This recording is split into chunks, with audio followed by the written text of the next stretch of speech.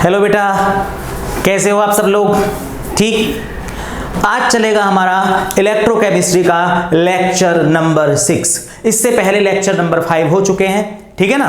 अब इलेक्ट्रोकेमिस्ट्री में देखो जरा, पहले मैं थोड़ी सी बात आपको बता देता हूं, लेकिन बात बताने से पहले बता दूं, मैं हूं धर्मवीर, तुम्हारा केमिस्ट्री टीचर, और तुम देख रहे हो brilliant academy chemistry by Dharmveer sir, ठीक है। तो चैप्टर जो तुम्हारा चला, मैं थोड़ी सी बात बता दूं तुम्हें जरा टॉपिक शुरू करने से पहले, कि जो यूनिट चला तुम्हारा यूनिट 03, ये चैप्टर चला। इस चैप्टर का नाम है इलेक्ट्रोकेमिस्ट्री। इलेक्ट्रोकेमिस्ट्री। अब इलेक्ट्रोकेमिस्ट्री की मेनली इसको 3 ब्रांच में डिवाइड कर दिया मैंने। नंबर 1 हमने पढ़ा गैल्वेनिक सेल। दूसरा जो आज चलेगा वो होगा इलेक्ट्रोलाइटिक सेल। नेक्स्ट होगा कंडक्शन ऑफ सॉल्यूशन। एक पढ़ा हमने गैल्वेनिक सेल जिसका नाम था वोल्टेक सेल। आज चलेगा इलेक्ट्रोलाइटिक सेल और फिर आएगा conduction of solution. Conduction of solution की बात करेंगे बाद में, आज नहीं कर रहे हैं, ठीक है। यहां आ जाते हैं। अब गैल्वेनिक सेल में था हमारा कि हमने केमिकल एनर्जी को इलेक्ट्रिसिटी में कन्वर्ट किया था।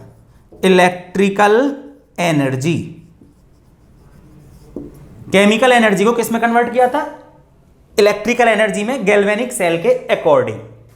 आज जो चलने वाला है वो है इलेक्ट्रोलाइटिक सेल। इसमें हम करेंगे इलेक्ट्रिकल एनर्जी को केमिकल एनर्जी में कन्वर्ट।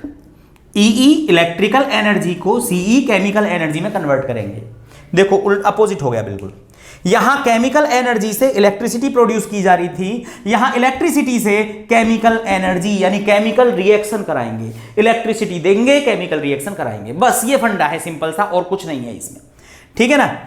अब गैल्वेनिक सेल क्लियर हुआ। वैसे ये दोनों ही क्या है? Electrochemical cell.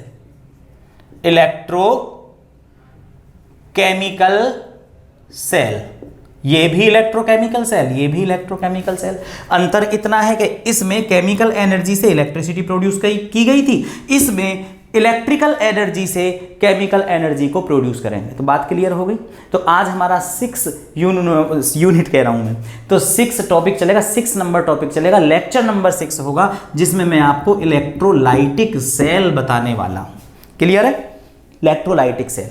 तो यहां तक बात आ गई समझ में? मिटा दूं इसको मैं।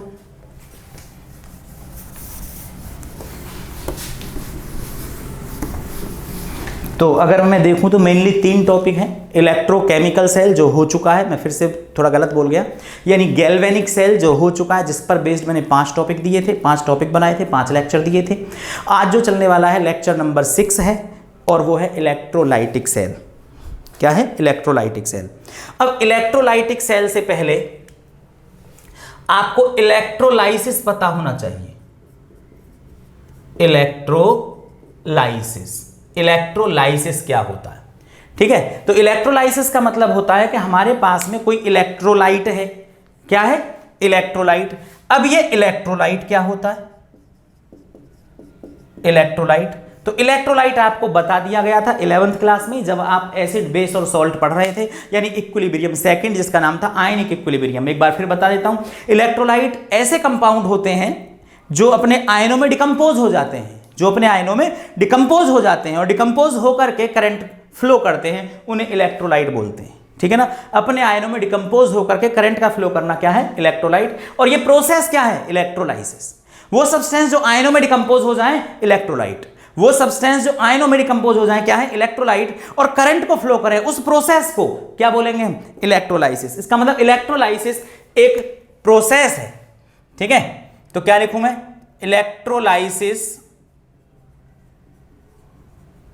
Electrolysis may be defined as a process. Electrolysis may be defined as a process of decomposition, क्योंकि इलेक्ट्रोलाइट डिकम्पोज होगा, of N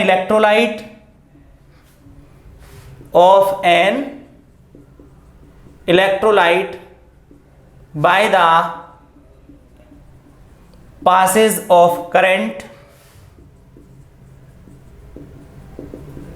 passes of electricity through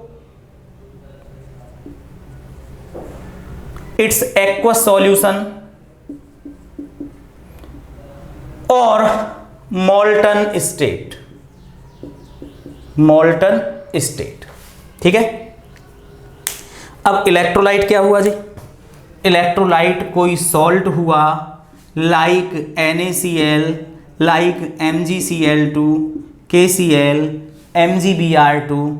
कोई एसिड हुआ, एसिड, मैं स्ट्रॉन्ग लिखने वाला था एस से, तो स्ट्रॉन्ग एसिड हुआ HCl, H2SO4। बेस हुआ NaOH, KOH। ये सब क्या है? इलेक्ट्रोलाइट। अब इसमें कह रहा है कि ये अपने आयनों में डिकम्पोज हो, ये अपने आयनों में डिकम्पोज हो, ये अपने आयनों में डिकम्पोज हो, ये अपने आयनों में डिकम्पोज हो, ये अपने आयनों में डिकम्पोज हो, और NaOH, KOH ये भी अपने आयनों में डिकम्पोज हो। जब आयनों में डिकम्पोज होंगे, ठीक है, एक मिनट, जब आयनों में डिकम्पोज होंगे बच्चों तो करंट फ्लो करेंगे, क्योंकि दूर दूर हो जाएंगे। अगर सॉलिड है, अब आयनों में डिकम्पोज करने के तुम्हारे पास में दो तरीके हैं। नंबर एक तरीका तो उनको वाटर में डिसॉल्व कर दो। जो वाटर में डिसॉल्व करोगे तो उनके बीच में जो आयनिक बॉन्ड था, ठीक है ना, इलेक्ट्रोवैलेंट बॉन्ड जिसे आयनिक बॉन्ड बोलते हैं, वो ब्रेक हो जाएगा। ब्रेक होने से आयन दूर दूर हो जाएंगे, और आयन दूर दूर हो जाएंगे तो करंट फ्लो हो जाएगा, क्योंकि वो मूव करने के लिए फ्री हो चुके हैं।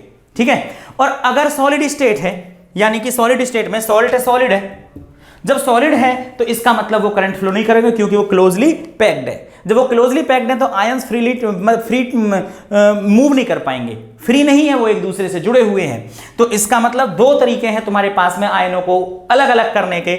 नंबर एक तरीका तो है तुम्हारे पास में एक्वस सॉल्यूशन, यानी पानी में घोल दो, या दूसरा तरीका है हीट करने का, मेल्ट कर दो उसे।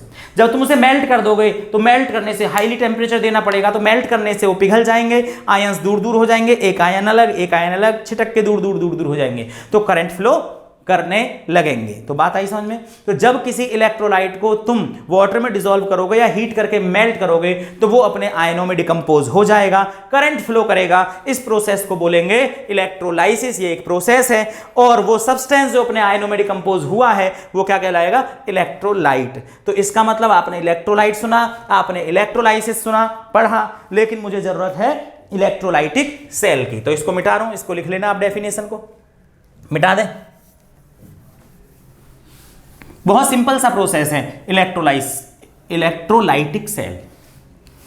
तो अब चले हम अपने इलेक्ट्रोलाइटिक सेल की तरफ। इलेक्ट्रोलाइटिक सेल, तो सबसे पहले हम एक सेल बनाएंगे।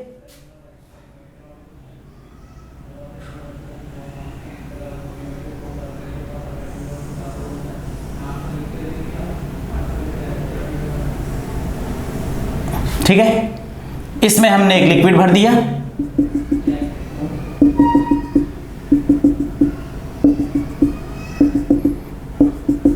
उस लिक्विड में आपने इलेक्ट्रोलाइट मिला दिया।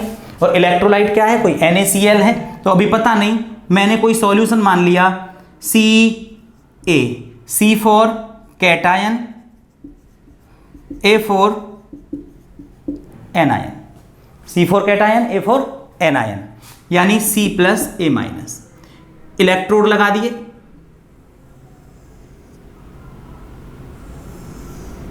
इलेक्ट्रोड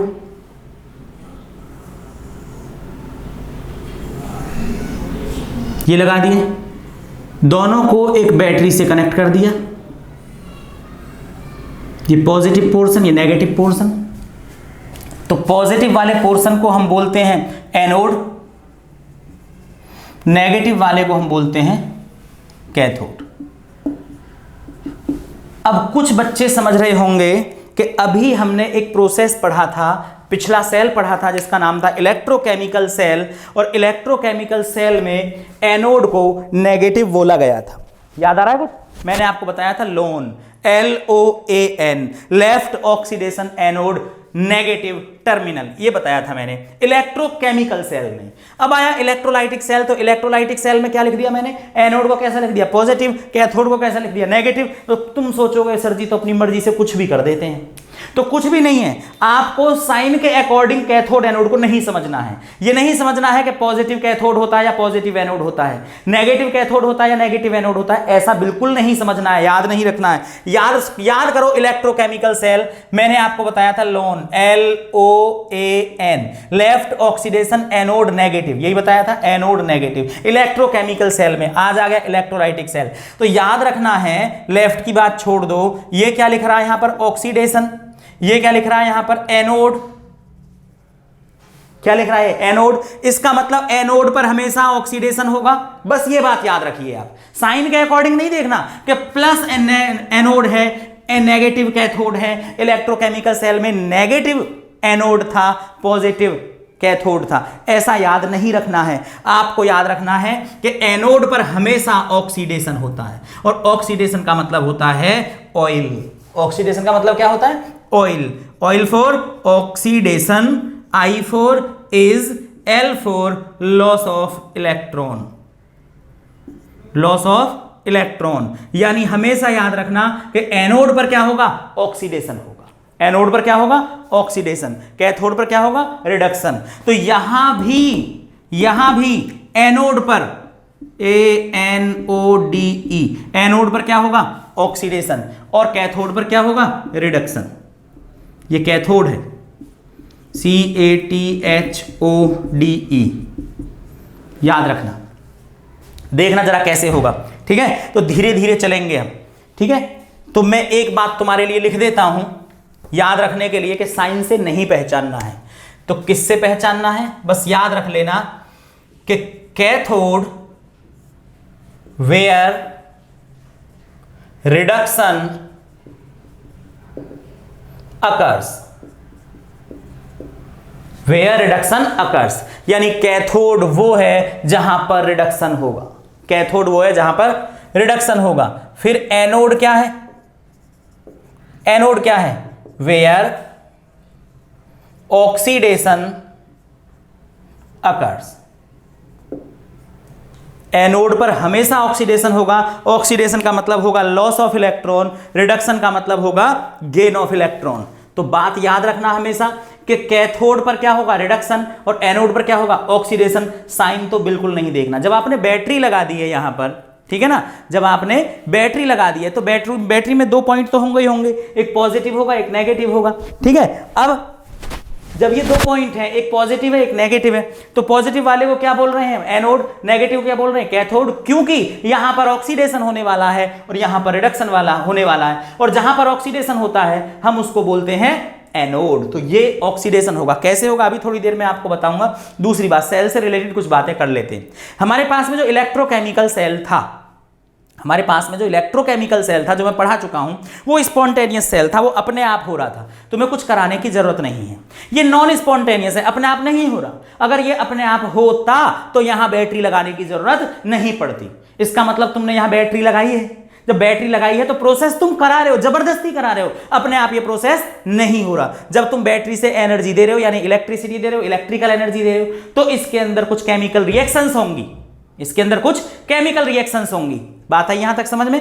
तो इलेक्ट्रिकल एनर्जी को, ये जो इलेक्ट्रिकल एनर्जी है, बैटरी लगा हुआ है, डीसी सोर्स लिख देना यहां पर, ठीक है? ये जो इलेक्ट्रिकल पॉइंट यहां लगा हुआ है, बैटरी लगी हुई है यहां से, इसको एनर्जी इसमें तुम प्रोड्यूस करा रहे हो, दे रहे हो एनर्जी, जिससे इसके अंदर केमिकल रिएक्शन होंगी। जबकि वहां क्या था इलेक्ट्रोकेमिकल सेल में कि आप केमिकल एनर्जी से इलेक्ट्रिसिटी बना रहे थे, अपने आप हो रहा था, वो स्पॉन्टेनियस प्रोसेस था, और ये क्या है? Non spontaneous process. तो हमेशा याद रखना कि एनोड पर क्या होगा?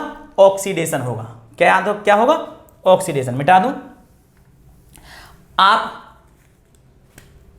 पाव करके भी याद रख सकते हो, पाव, या पाव लिख के, ठीक है? PAO, PAO, positive anode, positive anode oxidation, positive anode oxidation. Positive, इसमें इलेक्ट्रोलाइटिक सेल में पॉजिटिव पर क्या होगा, एनोड, और इसको क्या, ऑक्सीडेशन। वैसे जहां ऑक्सीडेशन होता है उसी को एनोड बोलते हैं, ऐसे याद रखना। इसको बोल सकते हो आप एनसीआर। अब तो समझ गए, अपना आप बना दोगे। एनसीआर का मतलब क्या है, negative cathode reduction, negative cathode reduction, negative cathode reduction. ठीक है, तो इसे आप एनसीआर बोल सकते हो, नियर कैपिटल रीजन, और इसे आप पाओ बोल सकते हो। ठीक है, एनसीआर का मतलब समझ गए जो मैंने अभी बताया था आपको। ठीक है, तो ये प्रोसेस हुआ तुम्हारे पास में। तो मैंने आपको बताया अभी अभी इलेक्ट्रोलाइटिक सेल में first condition in which E electrical energy से केमिकल रिएक्शन करवा रहे हो, तो electrical energy is converted into chemical energy. Electrical energy से क्या बन रहा है, केमिकल एनर्जी। दूसरी बात, कैसा प्रोसेस है ये, नॉन स्पॉन्टेनियस प्रोसेस। तो क्या लिखा, non spontaneous redox reaction, redox reaction occurs. Non spontaneous process है, अपने आप नहीं होगा जब तक आप बैटरी अप्लाई नहीं करोगे, यूज नहीं करोगे। तीसरी बात, अब एक चीज आपने पढ़ी होगी डेल्टा जी, लिख देता हूं, change in Gibbs free energy. Delta G क्या होता है, डेल्टा जी क्या होता है, change in Gibbs free energy. अगर डेल्टा जी नेगेटिव होता है तो वो प्रोसेस स्पॉन्टेनियस होता है। अगर डेल्टा जी नेगेटिव होता है तो वो प्रोसेस स्पॉन्टेनियस होता है। इलेक्ट्रोकेमिकल सेल में बता चुका हूं, 11th में थर्मोडायनेमिक्स में भी बता चुका हूं।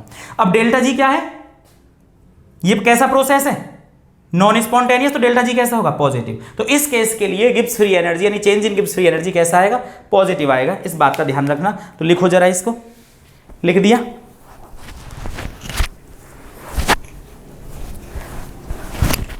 अब देखो, समझो जरा बात को। ये सॉल्यूशन है Ca, तो इसमें Ca डिसॉल्व हो चुका है, आयनों में टूट चुका है। तो C प्लस और C प्लस और C plus, C plus, C plus, A minus, A minus, A minus, A minus. इस इलेक्ट्रोड पर कैसा चार्ज है, पॉजिटिव चार्ज है। करंट इधर की तरफ फ्लो हो रहा है, यहां से यहां की तरफ फ्लो हो रहा है, ऐसे। जब करंट यहां से फ्लो हो रहा है तो इलेक्ट्रॉन अपोजिट डायरेक्शन में गए। जब इलेक्ट्रॉन इधर जा रहे हैं, यहां से इलेक्ट्रॉन जा रहे हैं ऐसे ऐसे, तो इसका मतलब लॉस ऑफ इलेक्ट्रॉन, और लॉस ऑफ इलेक्ट्रॉन का मतलब क्या, ऑक्सीडेशन। दूसरी, तो इस पर कैसा चार्ज आ रहा है, पॉजिटिव, और इस पर कैसा आ रहा है, नेगेटिव। अब यहां जब पॉजिटिव चार्ज आ रहा है, इसमें पॉजिटिव है, positive positive positive positive positive positive, इसमें charge negative negative negative negative negative negative. तो तुम बताओ कि ये जो A माइनस है, एनायन है, ये किसकी तरफ जाएगा, तो एनायन किसकी तरफ जाएगा, इसकी तरफ, मतलब एनोड की तरफ। और जो कैटायन है वो किधर जाएगा, इसकी तरफ जाएगा। तो बात आई यहां तक समझ में, एनायन किधर गया और कैटायन किधर गया। अब समझो जरा रिएक्शन को। At anode, at anode, anode पर कौन आ रहा है, A माइनस। क्या होना चाहिए, ऑक्सीडेशन होना चाहिए, क्योंकि क्या बता चुका हूं मैं, PaO, पाओ, खाने वाला, याद रख लेना, पॉजिटिव एनोड ऑक्सीडेशन। ठीक है, एनोड पर क्या होगा, ऑक्सीडेशन, जो कि पॉजिटिव है। अब क्या होगा कि ये, इसके पास इलेक्ट्रॉन ज़्यादा है, इसके पास इलेक्ट्रॉन ज़्यादा है, और इसमें इलेक्ट्रॉन की कमी आ रही है। तो ये क्या काम करेगा, अपना, ये अपना इलेक्ट्रॉन इसको दे देगा, ये दे दिया, ये अपना इलेक्ट्रॉन इसको दे देगा। तो इसने इलेक्ट्रॉन दिया, तो इसका क्या हुआ, लॉस, लॉस ऑफ इलेक्ट्रॉन, किसका, A का। और लॉस ऑफ इलेक्ट्रॉन को क्या बोलते हैं, ऑक्सीडेशन। तो हुआ नहीं हुआ ऑक्सीडेशन। अब दूसरा देखो, एट कैथोड, एट कैथोड, तो कैथोड पर कौन जा रहा है, C प्लस, C प्लस जा रहा, C प्लस। इसमें नेगेटिव चार्ज भरा हुआ है, negative negative negative negative negative, मतलब इलेक्ट्रॉन की अधिकता है, इलेक्ट्रॉन ज्यादा है, इलेक्ट्रॉन बहुत ज्यादा है। जब इलेक्ट्रॉन ज्यादा है तो ये C+ में इलेक्ट्रॉनों की कमी है, डेफिशिएंसी है इलेक्ट्रॉनों की, ये इलेक्ट्रॉन रिच है तो ये अपना इलेक्ट्रॉन इसको दे देगा, ये इलेक्ट्रॉन गेन कर लेगा, प्लस इलेक्ट्रॉन, तो क्या बन जाएगा C। तो यहां इलेक्ट्रॉनों का लॉस हुआ, यहां इलेक्ट्रॉन गेन हुए, लॉस ऑफ इलेक्ट्रॉन कहलाता है ऑक्सीडेशन, गेन ऑफ इलेक्ट्रॉन कहलाता है, यहां इलेक्ट्रॉन गेन हुए तो गेन ऑफ इलेक्ट्रॉन कहलाता है रिडक्शन। आप इसे किससे याद रखोगे? NCR, नेगेटिव कैथोड है जिस पर क्या होगा? रिडक्शन। हमेशा याद रखनी है ये बात, ठीक है? तो जल्दी से लिख लो, ठीक है जी। तो यही है इलेक्ट्रोलाइसिस, मीन्स इलेक्ट्रोलाइटिक सेल, कि यहां बैटरी से, ठीक है ना, एनर्जी से, इलेक्ट्रिकल एनर्जी से आपने केमिकल रिएक्शन करा दी, समझ गए ना? तो यही है, तो जल्दी से आप लिख लें, मिटा दें, मिटा दें।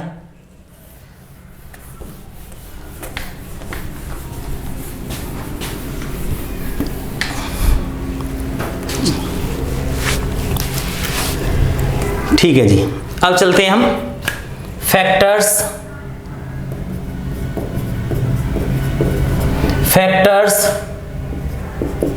On which electrode, factors on which electrode. तो फर्स्ट कंडीशन क्या है? Nature of electrolyte, nature of electrolyte यानी नेचर ऑफ इलेक्ट्रोलाइट, अब स्ट्रॉन्ग एसिड हो सकता है, स्ट्रॉन्ग बेस हो सकता है, सॉल्ट हो सकता है, मैं आपको बता चुका हूं। सेकंड, मीडियम ऑफ इलेक्ट्रोलाइट, ये सब लिखने की जरूरत नहीं है, जो आज टॉपिक चल रहा है ना उससे पेपर में खास आएगा नहीं कुछ, ठीक है ना? ये जो आपको बताया जा रहा है अभी 1 मिनट में बताता हूं, देखो जरा। मीडियम ऑफ इलेक्ट्रोलाइट यानी मीडियम कितने तरीके का हो गया? 2 तरीके का हो गया। नंबर 1 एक्वस हो सकता है, नंबर दूसरा मोल्टन हो सकता है, डेफिनेशन में बताया था मैंने। या तो पानी गिर के घोल लीजिए आप इलेक्ट्रोलाइट को, या उसे हीट करके पिघला लीजिए। Number 3,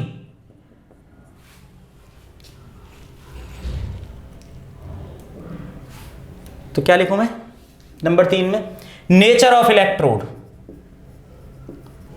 nature of electrode. अब इलेक्ट्रोड का जो नेचर है ना वो 2 तरीके का होता है। नंबर 1 तो होता है इनर्ट और नंबर दूसरा होता है एक्टिव। दोनों के केस बताऊंगा एक एक एग्जांपल लेकर के। एक होता है इनर्ट और एक होता है एक्टिव। इनर्ट क्या होता है? Do not participate in the reaction. Inert reaction में पार्टिसिपेट नहीं करेगा। एक्टिव क्या होगा? Participate in the reaction. यानी ये जो तुम्हारा इलेक्ट्रोलाइट हो, इलेक्ट्रोड होगा, इलेक्ट्रोड, ये इलेक्ट्रोड, ये इलेक्ट्रोड, ये इलेक्ट्रोड, ये 2 तरीके का होगा। नंबर 1 इनर्ट, नंबर दूसरा एक्टिव। दूसरी बात, जब तक तुमसे इलेक्ट्रोड का नाम मेंशन ना करे कि सिल्वर इलेक्ट्रोड है, प्लेटिनम इलेक्ट्रोड है, ये इलेक्ट्रोड है, वो इलेक्ट्रोड है, तब तक हम हर बार क्या मानेंगे? Inert electrode. और एग्जांपल क्या लेकर के चलेंगे? PT, platinum. ठीक है ना? एक्टिव इलेक्ट्रोड तुम्हारे सिल्वर हो सकता है, जिंक हो सकता है, ठीक है, और तुम्हारा सिल्वर हो गया, कॉपर हो सकता है, आयरन हो सकता है, ये सब क्या है? एक्टिव इलेक्ट्रोड है। तो जब तक किसी इलेक्ट्रोड का नाम ना बोले तब तक क्या बोलेंगे? हम उसे इनर्ट इलेक्ट्रोड ही मानेंगे। यहां तक आई बात समझ में? ठीक है, तो लिखे जरा, मिटा दें।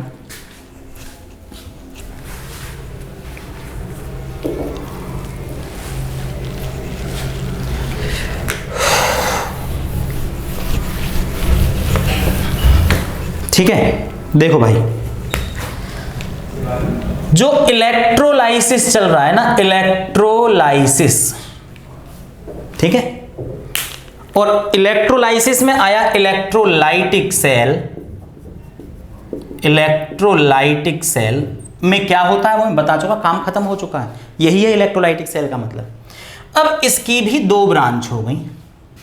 नंबर 1 क्वालिटेटिव, क्वालिटेटिव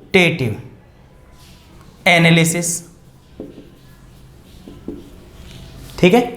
नंबर दूसरा क्वांटिटेटिव एनालिसिस, क्वांटिटेटिव एनालिसिस।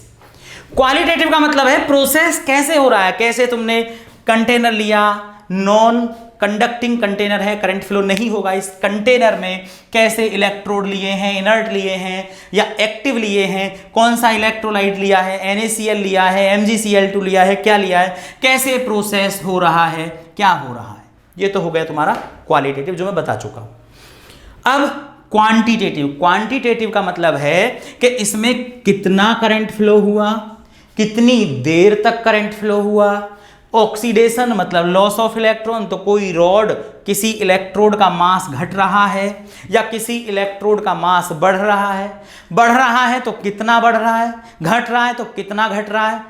मान लो 2 ग्राम एक इलेक्ट्रोड से मास लिबरेट होकर के दूसरे पर डिपॉजिट हो गया, तो उस 2 ग्राम मास को डिपॉजिट होने में कितना समय लगा, लिबरेट होने में कितना समय लगा, आयनों को डिकम्पोज होने में कितना समय लगा, करंट कितना फ्लो हो रहा है पूरे सॉल्यूशन में। तो ये सब चीज कहलाएगा क्वांटिटेटिव। क्वांटिटी का पता लगाना है, हर चीज की क्वांटिटी का पता लगाना है कि रिएक्शन कितने समय तक चल रही है, करंट कितने समय तक फ्लो हो रहा है, कितना करंट फ्लो कर रहे हैं, प्रोसेस कब तक चल रहा है। तो ये सब क्वांटिटेटिव एनालिसिस कहलाता है। और क्वांटिटेटिव एनालिसिस कहलाता है तुम्हारा फेराडे लॉ, फेराडेज लॉ। ये फेराडे लॉ में आएगा, आज नहीं अगले टॉपिक में जो लेक्चर नंबर 7 होगा उसमें बताया जाएगा। तो क्वांटिटेटिव एनालिसिस फेराडे लॉ में आएगा, तो मैं इसकी बात नहीं कर रहा, आज मैं इसकी बात कर रहा हूं, ठीक है। तो इसकी भी 2 चीजें हैं, तो इसको मिटा दिया मैंने, ठीक है। अब इसका मतलब यह हुआ कि इलेक्ट्रोलाइटिक सेल तो समझ में आ गया तुम्हारे में कि इलेक्ट्रोलाइटिक सेल का मतलब है कि आपको एक एक्सटर्नल सोर्स जोड़ना है, डीसी जोड़ दीजिए यहां पर, जिससे क्या होगा कि करंट फ्लो होगा और उस करंट की वजह से रिएक्शन होंगी और एनोड पर ऑक्सीडेशन होगा और यहां पर रिडक्शन होगा, ठीक है। अब फैक्टर तो मैंने करा दिए, रूल्स फॉर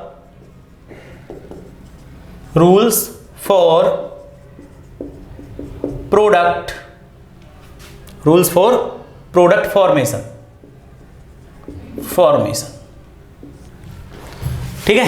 पहला रूल क्या बताया था मैंने आपको, जब तक ना बोले तब तक इलेक्ट्रोड प्लेटिनम है। तो assume PT inert electrode unless. Second, ठीक है, हमेशा कोशिश करना कि आप एनोड की रिएक्शन पहले लिखो। Try to write anode reaction first. Try to write anode reaction first, ये बात आपको हमेशा याद रखनी है कि एनोड की रिएक्शन पहले लिखनी है, ठीक है। थर्ड,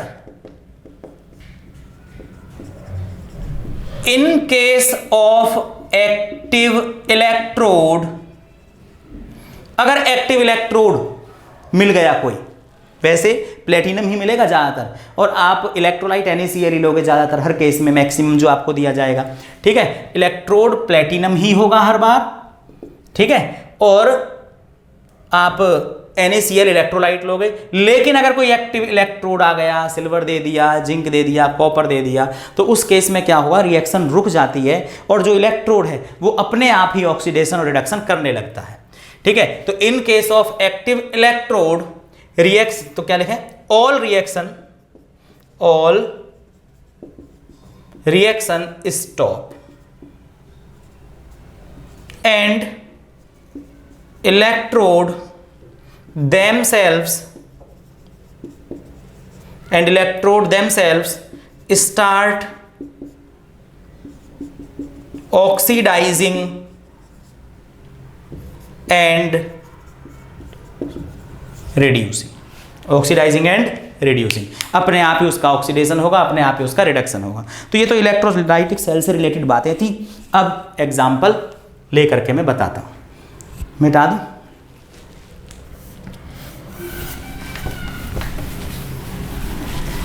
2-3 एग्जाम्पल करा रहा हूं, ज्यादा कुछ नहीं, छोटा सा टॉपिक और बचा है। टॉपिक तो खत्म हो गया, बस यही था टॉपिक में और कुछ नहीं। अब तो मैं एग्जाम्पल लेकर के बता रहा हूं। 1 मिनट जरा, मैं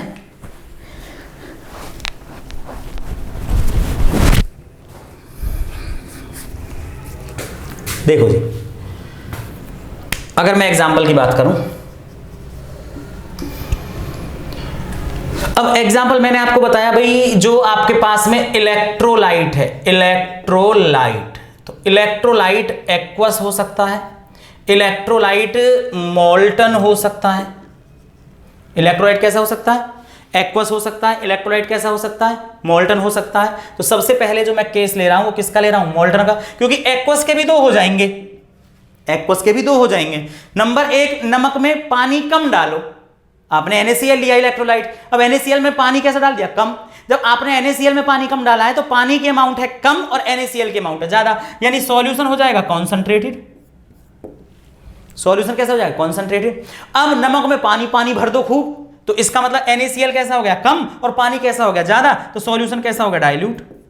तो एक्वस के भी 2 केस बन जाएंगे, नंबर 1 कॉन्सेंट्रेटेड, नंबर 2 डाइल्यूट। तो मैं तुम्हें बता रहा हूं एक्वस का और मोल्टन के एग्जांपल लेकर के बता रहा हूं कैसे क्या होगा, और एक बताऊंगा एक्टिव इलेक्ट्रोड का। किसका? एक्टिव इलेक्ट्रोड का। तो समझने की कोशिश करना। तो सबसे पहले हम चले मोल्टन में, ठीक है? तो क्या लिखूं मैं? Case, in case of molten electrolyte, जो कि कैसा है? कौन है? NaCl है, मोल्टन, यानी NaCl को पिघला रहे हो, मोल्टन की बात लेकर के चल रहे हैं। क्लियर बात आ रही है समझ में? तो अब क्या करोगे आप? NaCl है तो आप इसको हीट दोगे, हीट दोगे तो ये पिघलेगा और पिघल के बनेगा NaCl, Na+ और Cl-। अब बारी आई एनोड की। एट एनोड, एनोड पर मैंने आपको बताया है कि ऑक्सीडेशन होता है। याद रखने के लिए तुम्हें लिखवाया है पाव, जो तुम नहीं भूलोगे। तो ऑक्सीडेशन किसका होगा जी? Loss of electron. तो लॉस कौन करेगा? इलेक्ट्रॉन। ये लॉस करेगा, ये गेन करेगा, तो यहां गया Cl। वैसे भी आप क्या बोल रहे हो? पॉजिटिव, तो पॉजिटिव पर कौन जाएगा? Cl जाएगा। तो Cl माइनस Cl, ये रहा इलेक्ट्रॉन। Cl कुछ होता है नहीं, एक और Cl माइनस ले लूं, मतलब 2, मतलब 2, यानी गैस बन चुका है, और ये हो गए 2 इलेक्ट्रॉन। क्लियर है? एट क्या लिखूं यहां पर? कैथोड। एट कैथोड पर क्या होगा? कैथोड पर क्या होगा? रिडक्शन। आप इसको क्या लिखोगे? NCr, मतलब नेगेटिव है। नेगेटिव पर कौन जाएगा? पॉजिटिव। पॉजिटिव को इलेक्ट्रॉन की जरूरत है, इलेक्ट्रॉन ले लिया, इससे बन गया Na। रिएक्शन अनबैलेंस्ड है, यहां 2 इलेक्ट्रॉन है, यहां 1 है, तो आप इसको 2 कर दें, 2 कर दें, 2 कर दें, सॉलिड है, बैठ जाएगा नीचे। तो हो गई रिएक्शन। अब यहां से क्वेश्चन क्या बना? यहां से क्वेश्चन क्या बना? तो यहां से ये क्वेश्चन बना कि बताओ 1 मोल NaCl, कितने को? 1 मोल NaCl को, 1 मोल NaCl को इलेक्ट्रोलाइज्ड आयनों में डिकम्पोज करने के लिए कितने करंट की जरूरत पड़ी? कितने चार्ज की जरूरत पड़ी? तो ये कितना मोल है? 1 मोल, और ये कितने का आ रहा है? 2 मोल। अब 1 मोल में कितने इलेक्ट्रॉन थे? 1, तो 2 मोल में कितने हो गए? 2, तो इसका मतलब 2 मोल। अब ये मत जोड़ देना 2 और 2, क्योंकि एक ऑक्सीडेशन हो रहा है तो एक रिडक्शन हो रहा है। तो 1 मोल NaCl को, ये NaCl है, यहां 2 आ रहे हैं, तो इसका मतलब 1 मोल को 1 इलेक्ट्रॉन की जरूरत, 1 कूलम की चार्ज की जरूरत पड़ेगी। 1 कूलम, फेराडे, 1 फेराडे की, 1 फेराडे, कूलम गलत बोल रहा हूं मैं, 1 फेराडे की। और फेराडे वैल्यू कैसे निकल के आई थी ये मैं आपको बता चुका हूं, 96500 कूलम। कौन से चैप्टर में? इसी चैप्टर में, जब मैं आपको इलेक्ट्रोकेमिकल सेल पढ़ा रहा था, ठीक है? नर्स्ट इक्वेशन के आसपास फेराडे वैल्यू आई थी वहां पर। तो बात आई यहां तक समझ में? क्लियर है ना यहां पर? तो 1 मोल NaCl को 1 फेराडे की जरूरत पड़ती है, ठीक है, इलेक्ट्रोलाइज्ड करने के लिए। तो मिटा दूं इसको, ये कौन सा केस हुआ? मोल्टन वाला केस हुआ, ठीक है?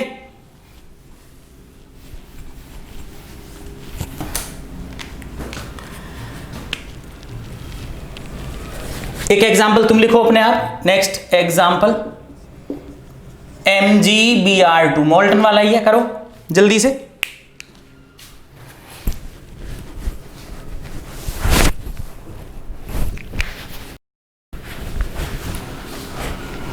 कर दोगे?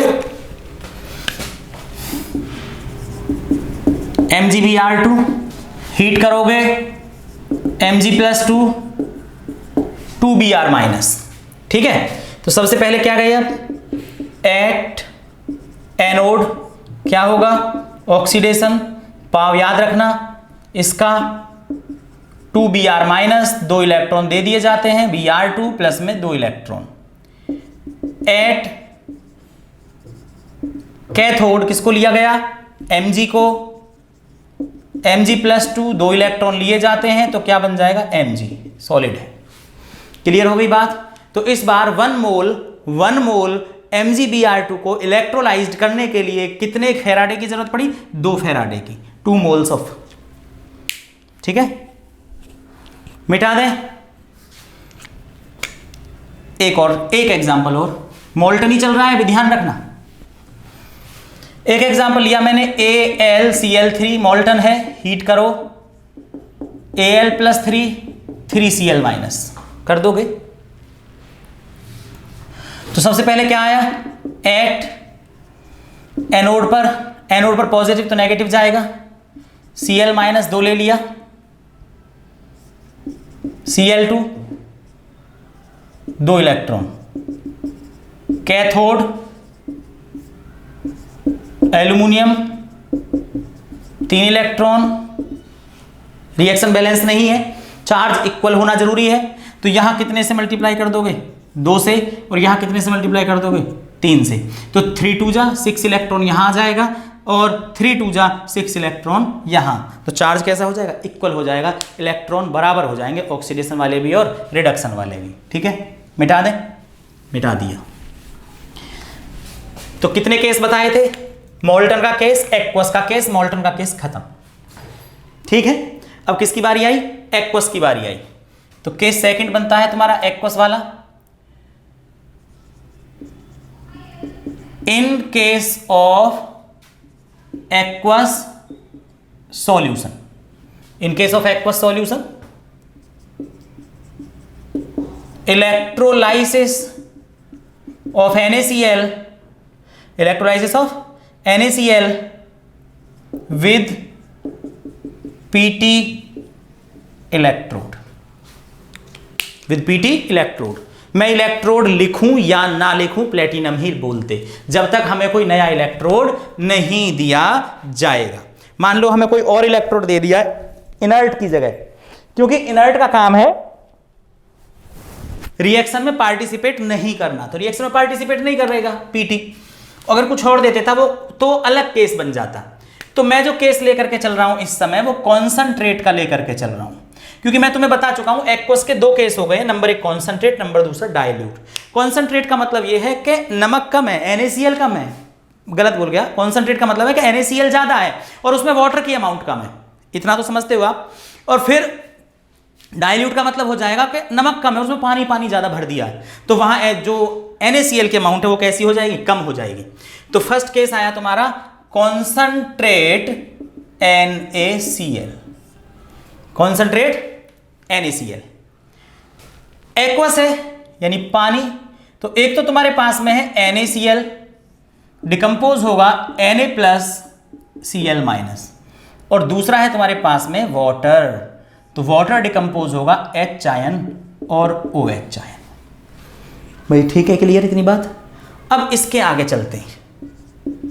एट एनोड के लिए मैंने बताया है पाव, मतलब नेगेटिव वाला आएगा।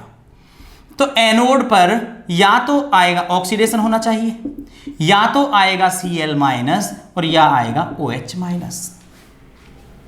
अब इन दोनों में से कोई एक ही जाएगा, दोनों नहीं जा सकते, यहां दिक्कत हो गई, यहां हो गई दिक्कत। अब कैसे करोगे, तो भाई इसीलिए तो आपको इलेक्ट्रोकेमिकल सीरीज पहले बताई गई है और इलेक्ट्रोकेमिकल सीरीज लिखवा दी गई है, तो वहां भी सारी नहीं लिखी थी, यहां भी सारी नहीं लिखेंगे, सारी याद करने की जरूरत नहीं है, अलग अलग बुक्स में अलग अलग दी हो सकती है, किसी में 4-5 एलिमेंट फालतू, किसी में 4-5 एलिमेंट कम, जितने की जरूरत है उतने हम लिख लेते हैं। तो SRP में दी हुई होती है सीरीज हमें, स्टैंडर्ड रिडक्शन पोटेंशियल में, Li लिथियम है, Na FeHCu, ठीक है, AgClOH माइनस चार्ज होगा इन पर, NO3 माइनस SO4 और एक हो जाएगा F। ये रिडक्शन पोटेंशियल के इंक्रीजिंग ऑर्डर में है, रिडक्शन पोटेंशियल के इंक्रीजिंग ऑर्डर में। अगर ऊपर की तरफ देखोगे तो ये किसके में, ऑक्सीडेशन पोटेंशियल में। इधर की तरफ ऑक्सीडेशन हो रहा है, इधर की तरफ रिडक्शन हो रहा है। अब तुम्हारे पास में है दो वैल्यू, एक ये और एक ये, दो आयन है। अब इसमें ऑक्सीडेशन या तो इसका जल्दी होना चाहिए या इसका, तो किसकी तरफ देख रहे हो आप, ऑक्सीडेशन। तो इस सीरीज में देखो ऊपर कौन है, Cl ऊपर है या OH ऊपर है, तो Cl और OH, तो ऊपर कौन है, Cl। इसका मतलब Cl का ऑक्सीडेशन जल्दी होगा, OH का देरी से होगा। तो इसका मतलब Cl रिएक्शन कर लेगा, Cl माइनस, तो दो लिख दूं यहां पर, तो क्या बन जाएगा, Cl2 गैस है प्लस में 2 इलेक्ट्रॉन। तो ये सीरीज का ये काम है जी, यहां पर ऐसे बन जाएगा एक्वस के केस में, ठीक है। अब दूसरा क्या हो जाएगा तुम्हारे पास में, एट कैथोड। अब कैथोड पर क्या होगा, रिडक्शन। कैथोड पर क्या होगा, रिडक्शन। अब रिडक्शन या तो होना चाहिए Na+ का या होना चाहिए H+ का, या तो होना चाहिए Na+ का या H+ का। तो रिडक्शन के लिए वैल्यू नीचे देखिए, नीचे कौन आ रहा है, Na ए रहा, H ए रहा। इसका मतलब H का ज्यादा रिडक्शन होगा, H का रिडक्शन ज्यादा होगा किससे, Na से। तो H, अब Na नहीं जाएगा, Na रिएक्ट नहीं करेगा, कौन करेगा, H। तो H+ 2H ion 2 electron gain करेगा इन वाले इलेक्ट्रॉनों को, और क्या बन जाएगा ये H2, ये भी गैस है। तो हम सोच रहे थे कि Na+ और Cl- इधर उधर जाने चाहिए कैथोड एनोड पर, लेकिन हुआ उल्टा, गया H आयन और OH आयन। इस बात का याद रखना है आपको, तो ये सीरीज काम आएगी। क्लियर है बात, तो जल्दी से नोट डाउन करो, मिटा दें।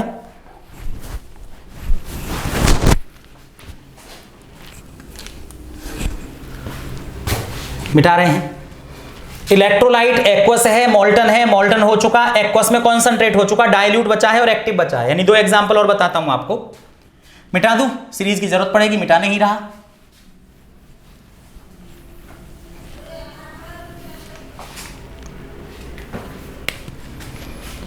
अगला आया हमारे पास में, इन केस ऑफ एक्वस लिख देता हूं, एक्वस सॉल्यूशन ऑफ NaCl, जो कि अब डाइल्यूट है, इससे पहले वाला कॉन्सेंट्रेट था, ये बी केस बन चुका है, ठीक है, with PT electrode, with PT electrode. यानी तुम्हारे पास में है NaCl, Na+, Cl-, तुम्हारे पास में है H2O, इतना तो समझ में आ रहा होगा, H आयन और OH आयन, यहां तक कोई दिक्कत नहीं। एनोड पहले खत्म करना है, एट एनोड, ठीक है। तो एनोड पर जाना चाहिए या तो Cl- या OH-, ये भी कंफर्म हो चुका तुम्हें। अब Cl- जाएगा या OH- जाएगा, तो तुमने सीरीज को देखा, तुमने किसको देखा, सीरीज को देखा। तो किसकी बात कर रहे हैं हम, डाइल्यूट की बात कर रहे हैं। ये चीज लार्ज हो चुकी है, पानी ज्यादा हो चुका है। अब तुमने सीरीज में देखा, तो सीरीज में देखा तुमने Cl और OH, और बात किसकी कर रहे हो, इसकी, यानी ऑक्सीडेशन की। तो ऑक्सीडेशन ऊपर की तरफ, तो ऊपर क्या है, Cl का होना चाहिए क्योंकि OH नीचे आ रहा है। क्लियर आ गई होगी बात समझ में। फिर से देख लो, यहां हम किसकी बात कर रहे हैं, ऑक्सीडेशन की। ऑक्सीडेशन का मतलब लॉस ऑफ इलेक्ट्रॉन, ऑक्सीडेशन ऊपर की तरफ वैल्यू है। तो यहां देखो जरा, तो किसका ऑक्सीडेशन जल्दी होना चाहिए, Cl का, लेकिन किसका होगा, OH का। किसका होगा, OH का। क्यों होगा, क्योंकि अब सीरीज काम नहीं कर रही है, अब यहां सीरीज काम नहीं कर रही। यहां NaCl की संख्या, मतलब इनके जो आयंस है, नंबर ऑफ आयन, वो कम है इनकी कंपैरिजन में, इनकी कंपैरिजन में, ठीक है ना। तो अब तुम किसकी बात कर रहे हो? डाइल्यूट की। तो डाइल्यूट का मतलब है वाटर की अमाउंट का बहुत ज़्यादा हो जाना और इलेक्ट्रोलाइट की अमाउंट का कम हो जाना। तो जब ऐसा कोई केस बनेगा, तो अगर वाटर की अमाउंट ज़्यादा है तो इसका मतलब ions H ion OH ion ज़्यादा है। तो ज़्यादा H आयन और OH आयन यानी भीड़ है, ये भीड़ क्या है? ये भीड़ है। जब ये भीड़ है तो ये अपना काम कर लेगी और ये कम अमाउंट वाले रह जाएंगे। ज़्यादा आयंस है तो ज़्यादा आयंस तो जीत ही जाते हैं, ठीक है ना। तुम्हारी लड़ाई हो जाए किसी से, तुम चाहे कितने भी पावरफुल हो, एग्जाम्पल दे रहा हूँ, वैसे लड़ना नहीं किसी से, तुम कितने भी पावरफुल हो, अगर वो छोटे छोटे बच्चे भी हैं, 50-100 आ गए तो वो तुम्हें पीट करके चले जाएंगे, ठीक है ना। लेकिन ऐसा कोई बात नहीं। तो इनकी संख्या ज्यादा है, ये नंबर में ज्यादा है, तो इसलिए रिएक्शन कौन करेगा? H आयन और OH आयन करेंगे, ठीक है। तो हम यहां पर आए तो कौन रिएक्शन करेगा? OH। OH माइनस क्या बन जाएगा? OH plus electron. OH कुछ नहीं होता है तो OH OH जुड़ेंगे यानी 4OH एरो 2H2O प्लस में 2O। 2O कुछ नहीं होता है तो O plus O arrow O2। तो मैं यही O2 लिख सकता था, तुम भी लिख सकते हो, ठीक है। तो इसका मतलब इसमें कितने से मल्टीप्लाई हो रही है? 4 से मल्टीप्लाई हो रही है, तो इलेक्ट्रॉन भी कितने हो जाएंगे? 4 हो जाएंगे। बात आ गई यहां तक समझ में? तो अब बारी आई कैथोड की। एट कैथोड पर कौन जा रहा है? फिर H आयन, क्योंकि इसके नंबर ज्यादा है, सीरीज का तो काम खत्म हो चुका है, ठीक है। तो अब गया H आयन, तो यहां इलेक्ट्रॉन कितने निकल रहे हैं? 4, ये 4। तो इसका मतलब ये कितना है? 4H ion. जब ये 4 इलेक्ट्रॉनों को गेन करेगा तो क्या बन जाएगा? 2H2। तो ये रिएक्शन हो गई, ठीक है। अगर मैं तुमसे कंसंट्रेशन की बात करूं कि इसकी कंसंट्रेशन पर क्या फर्क पड़ रहा है, H2O की कंसंट्रेशन पर क्या फर्क पड़ रहा है, तो कोई फर्क नहीं पड़ रहा, क्योंकि 4 OH आयन काम कर रहे हैं तो 4 H आयन काम कर रहे हैं, तो कांस्टेंट है। अगर मैं pH की बात करूं तो pH का मतलब होता है पावर ऑफ हाइड्रोजन। हाइड्रोजन कम या ज्यादा होना चाहिए, तो हाइड्रोजन पर भी कोई फर्क नहीं पड़ रहा, क्योंकि जितने न्यूट्रल H आयन हो रहे हैं उतने ही OH आयन हो रहे हैं। तो जितना pH पहले था उतना ही pH बाद में, तो ये भी कैसा हो गया? कांस्टेंट। अगर मैं आपसे बोलूं कि इसके NaCl की कंसंट्रेशन पर क्या फर्क पड़ रहा है, तो NaCl तो काम ही नहीं कर रहा है, इसमें NaCl तो काम ही नहीं कर रहा, तो इसकी कंसंट्रेशन पर भी कोई फर्क नहीं पड़ेगा। मिटा दीजिए इसको, मिटा दीजिए मतलब मिटा देता हूं। क्लियर आ गई बात समझ में? तो आप ये देख लेना, जहां हाइड्रोजन आयन घट रहे हों, यानी H आयन कम हो रहे हैं, तो इसका मतलब pH बढ़ेगा। H आयन कम हो रहे हैं तो pH बढ़ेगा। और अगर H आयन पर कोई फर्क नहीं पड़ रहा तो कांस्टेंट, और H आयन बढ़ रहे हैं तो pH घटेगा। मिटा दें।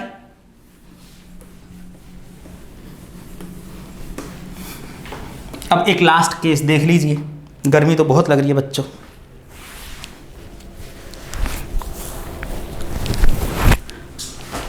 एक एग्जाम्पल फिर से चलते हैं। मैंने आपको बताया था इलेक्ट्रोलाइट एक्वस है, इलेक्ट्रोलाइट मोल्टन है। मोल्टन का केस खत्म कर लिया, 2-3 एग्जांपल दिए थे। एक्वस के लिए मैंने आपको बताया कंसंट्रेशन, कॉन्सेंट्रेट का काम खत्म, डाइल्यूट का काम खत्म, फिर किसकी बारी? एक्टिव की। तो लास्ट बात लिख देते हैं यहां पर हम, ठीक है। लास्ट केस है तुम्हारे लिए कि अगर कैसा है, NaCl ले लेता हूं विद एक्टिव इलेक्ट्रोड, ठीक है ना। तो NaCl इलेक्ट्रोलाइट है, इलेक्ट्रोलाइट ऐसे नहीं, ऐसे लिखता हूं, in case of active electrode. Reaction बंद हो जाती है, मैंने आपको बताया था, अपने आप ऑक्सीडेशन रिडक्शन करने लगता है। खुद देखिए कैसे करने लगता है, ठीक है ना, in case of active electrode. अब इसमें जो मीडियम है ना, मीडियम यानी जिसे हम इलेक्ट्रोलाइट बोल रहे हैं, जिसकी वजह से करंट फ्लो होगा, जो सॉल्यूशन हम लेते हैं, तो या तो आप सॉल्यूशन मतलब एक्वस ले लीजिए, या आप मोल्टन ले लीजिए, या आप डाइल्यूट ले लीजिए, या आप कॉन्संट्रेट ले लीजिए, कोई फर्क नहीं पड़ता है, क्योंकि रिएक्शन तो रुक ही जानी है, इनका कोई काम नहीं है, ठीक है ना। अब मैंने सिल्वर इलेक्ट्रोड ले लिया, मान लीजिए इसमें क्या ले लिया? Silver electrode. तो सिल्वर इलेक्ट्रोड, फिर से देखिए जरा, मेरे पास में ये एक कंटेनर है, एक मिनट, ये इतना हिस्सा दिखाई दे रहा है क्या? देख लो, ठीक, ये मेरे पास में, इसमें मैंने NaCl फिल कर लिया, NaCl जो कि एक्वस है, यही कह रहा है कि NaCl ले लिया मैंने, ले लेता हूं NaCl एक्वस। यहां मैंने इलेक्ट्रोड लगाया, यहां मैंने इलेक्ट्रोड लगाया, ये इलेक्ट्रोड है सिल्वर का, बैटरी लगाई, ठीक है, ये Ag है और ये भी क्या है Ag सिल्वर। क्लियर बात? तो इसका मतलब जो NaCl है वो डिकम्पोज होगा Na+ और Cl- में। अब जो H2O है, एक्वस है तो H2O, वो डिकम्पोज होगा H और OH में। किसमें? H और OH में। अब मैं एनोड की बात करता हूं, क्योंकि पहले एनोड की बात कर लीजिए। एट एनोड, एनोड पर क्या होगा? Oxidation, oxidation, oxidation. लेकिन इलेक्ट्रोड एक्टिव है, एक्टिव छोड़ो, इलेक्ट्रोड क्या है? Ag है। अब तक जितने भी इलेक्ट्रोड थे प्लेटिनम थे, अब यहां पर क्या ले लिया मैंने? Ag ले लिया। तो अब रिएक्शन में 3 कूद गए, अब रिएक्शन में 3 कूद गए। नंबर 1 तो कूद गया तुम्हारा Cl- एनोड पर, नंबर दूसरा आ गया OH-, नंबर तीसरा कहां गया? Ag। अब किसकी हेल्प लोगे? इसकी। तो एक Cl- ये रहा, OH- ये रहा, Ag ये रहा। बात किसकी कर रहे हो? ऑक्सीडेशन। ऊपर की तरफ ऑक्सीडेशन बढ़ रहा है तो इसका मतलब Ag का ऑक्सीडेशन हो जाएगा, ये रखे के रखे रह जाएंगे, इन पर कोई फर्क नहीं पड़ेगा, Ag अपना काम कर जाएगा। तो Ag इलेक्ट्रॉन देगा, ये रहा, ऑक्सीडेशन हो गया। क्लियर बात? दूसरी बात, एट कैथोड, कैथोड पर क्या होगा? रिडक्शन। इलेक्ट्रोड कैसा है? Ag। अब तुम्हारे पास में या तो Na+ है, तुम्हारे पास में या H+ है, तुम्हारे पास में या Ag है, ठीक है ना? नीचे की तरफ आ जाओ, Na के बाद H के बाद Ag, इसका मतलब रिडक्शन किसका होगा? Ag का। तो ये जो Ag आयन है, ये Ag आयन इलेक्ट्रॉन गेन करके क्या बन जाएगा? Ag। बात आई यहां तक समझ में? तो जो कैथोड है, जो क्या है? कैथोड है, ये रहा, कैथोड पर हो रही है रॉड, ये धीरे धीरे लिबरेट हो रही है, इस बात का ध्यान रखना। इससे मास घट रहा है और इस पर मास बढ़ रहा है, इस पर सिल्वर घट रहा है, सिल्वर की अमाउंट, इस पर सिल्वर की अमाउंट बढ़ रही है। बात आई यहाँ तक समझ में? तो इसका जो यूज़ है कई चीज़ों में होता है, वो एप्लीकेशन या इंपॉर्टेंस हो सकता है कि एप्लीकेशन ऑफ इलेक्ट्रोलाइटिक सेल। तो ये क्या है? इलेक्ट्रोलाइटिक सेल है। और इलेक्ट्रोलाइटिक सेल में अगर मैं आपसे इंपॉर्टेंस की बात करूँ, यूज़ की बात करूँ, नंबर 1 तो इसका यूज़ हो जाएगा तुम्हारा इलेक्ट्रोप्लेटिंग में, इसमें हो जाएगा इलेक्ट्रोप्लेटिंग में, ठीक है ना? नंबर दूसरा इसका यूज हो जाएगा एक्सट्रैक्शन ऑफ मेटल्स, छठे चैप्टर में पढ़ोगे, यूनिट 6 में पढ़ोगे मेटल को इलेक्ट्रोलाइटिक रिफाइनिंग, यानी इसके थ्रू, इलेक्ट्रिक करंट के थ्रू रिफाइन कैसे करेंगे। मान लो ये मेरे पास में इम्प्योर रॉड है, ये मेरे पास में प्योर रॉड है, तो इम्प्योर रॉड धीरे धीरे पिघलने लगेगी, जो सिल्वर सिल्वर होगा वो यहाँ चिपक जाएगा जाकर के इस पर, ये रॉड मोटी हो जाएगी, जो मिट्टी है वो यहाँ बैठ जाएगी एनोड के नीचे, मिट्टी को, क्योंकि ये एनोड चल रहा है यहाँ पर, तो जो इम्प्योरिटी है वो एनोड के नीचे बैठ जाएगी, उसको एनोड मड बोलेंगे और इसका वजन बढ़ता चला जाएगा। एक दूसरा तुमने देखा होगा कि कुछ लोग क्या करते हैं कि मान लो सिल्वर की चीज़ है, चांदी की कोई चीज़ है, लेकिन वो उसे दिखाना चाह रहे हैं कि सोने की है, करानी है, तो उस पर सोने का पानी करा लेते हैं, सुना होगा आपने सोने का पानी, तो वो भी ऐसा ही हो गया। तो मान लो तुम्हारे पास में सिल्वर है, ये तुम्हारे पास में सोना है, तो सिल्वर धीरे धीरे इस पर, ये सोना, सॉरी ये सोना है, ये सिल्वर है, तो सिल्वर की रॉड ये है और इस पर जाकर के धीरे धीरे वो सोना चिपक जाएगा, तो वो क्या हो जाएगा? इलेक्ट्रोप्लेटिंग हो गया, ठीक है। तो ये था तुम्हारे पास में इलेक्ट्रोलाइटिक सेल। इलेक्ट्रोलाइटिक सेल से पढ़ा आपने इलेक्ट्रोलाइसिस, उससे पहले जाना इलेक्ट्रोलाइट। टॉपिक छोटा था लेकिन एग्जाम्पल तुमको 3-4 तरीके के बताए गए, मोल्टन, एक्वस में भी 2 और एक एक्टिव, इन्हें बताने में थोड़ा सा टाइम लगा। अब अगली जो क्लास होगी वो होगी क्वांटिटेटिव एनालिसिस, यानी फैराडेज लॉ। तब तक के लिए मेहनत करते रहो, पढ़ते रहो। Okay, bye.